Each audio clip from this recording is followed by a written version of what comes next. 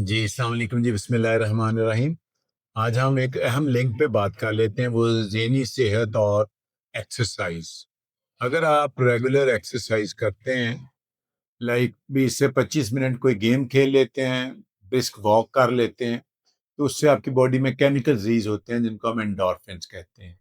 वो natural opioids की तरह हैं, जो आपके मूड को फ्रेश करते हैं। ना सिर्फ आपका मूड फ्रेश होता है, आपका वेट कंट्रोल रहता है, आपका ब्लड प्रेशर कंट्रोल, आपकी नींद अच्छी हो जाती है।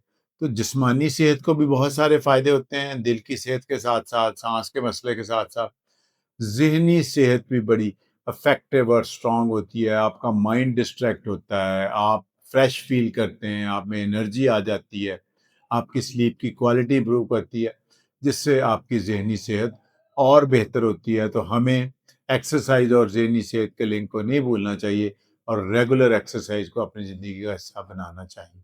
Thank you.